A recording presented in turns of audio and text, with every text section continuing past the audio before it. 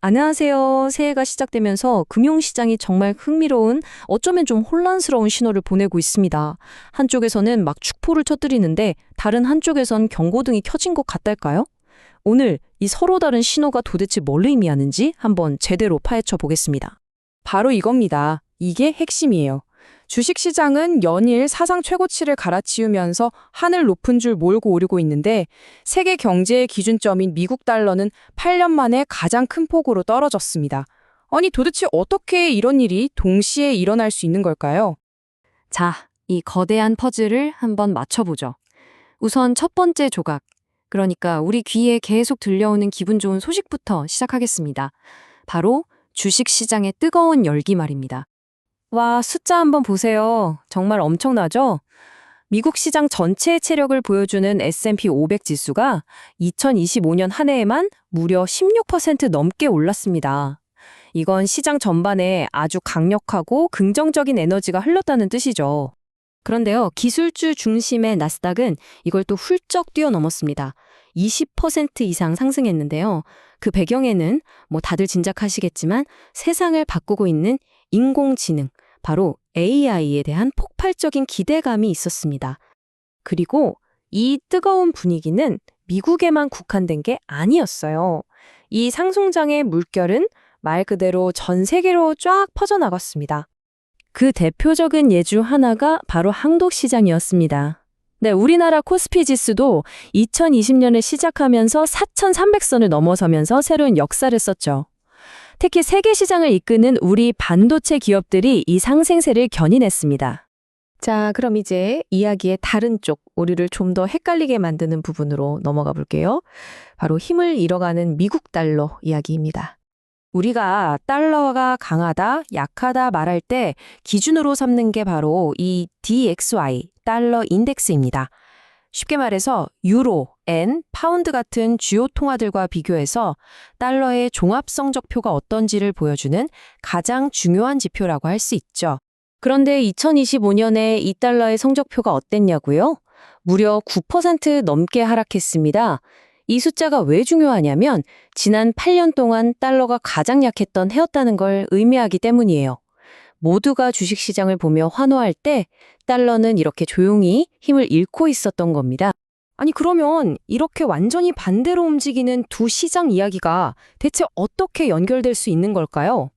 정답은 단 하나의 강력한 기관, 바로 그곳의 움직임에 대한 기대 속에 있습니다.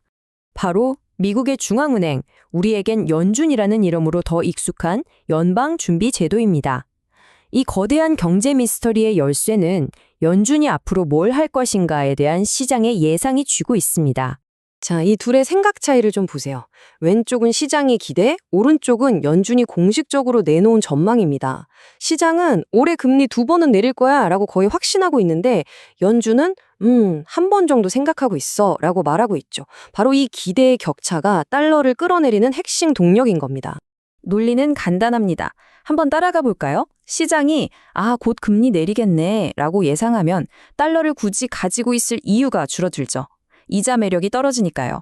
그럼 투자자들은 더 높은 수익을 주는 다른 자산을 찾아 달러를 팔게 되고 팔려는 사람이 많아지니까 당연히 달러 가치는 떨어지게 되는 겁니다. 자, 드디어 마지막 핵심 질문에 도착했습니다. 모두가 약하다고 하는 이 달러가 어떻게 주식시장을 사상 최고치로 밀어 올리는데 도움을 줄 수 있었을까요? 바로 여기에 오늘의 아하 하는 순간이 숨어 있습니다. 이게 참 역설적인데요. 달러가 약해지면 해외에서 사업을 하는 미국의 대기업들한테는 이게 엄청난 호재가 됩니다. 왜냐하면 달러 가치가 떨어지면 미국 제품 가격이 상대적으로 싸지니까 해외에서 물건이 더 잘 팔리겠죠. 그리고 해외에서 번 돈을 다시 달러로 바꿔올 때 더 많은 돈이 되거든요. 결국 기업 실적이 좋아지고 그게 주가 상승으로 이어지는 선순환이 만들어지는 거죠. 이게 바로 2025년 시장의 비밀이었습니다. 하지만 물론 이 달러의 움직임이 모든 걸 설명해주진 않아요. 각 나라의 통화는 그 나라만의 고유한 경제 상황에도 큰 영향을 받거든요.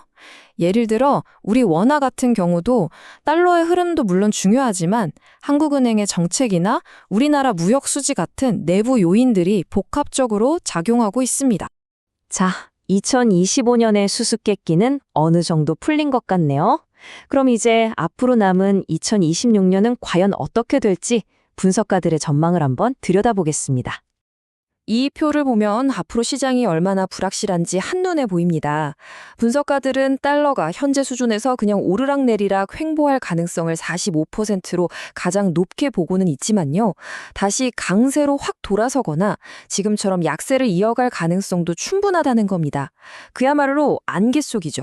그래서 이 안개 속에서 방향을 잡으려면 딱 이 세 가지 신호에 집중해야 합니다. 바로 미국의 물가와 고용 데이터, 그리고 이 모든 걸 종합해서 최종 결정을 내릴 연준의 목소리입니다. 앞으로 이 지표들이 발표될 때마다 시장은 아마 크게 출렁일 겁니다. 결국 모든 것은 이 하나의 질문으로 돌아옵니다. 지금 우리가 보고 있는 이 기이한 시장 상황은 연준이 결국에는 금리를 내릴 것이다 라는 아주 강력한 믿음 위에 세워진 탑과 같아요. 만약에 연준이 시장의 기대와 다른 길을 선택한다면 이 모든 이야기는 완전히 새로 쓰여질 수도 있습니다. 과연 연준은 어떤 선택을 하게 될까요?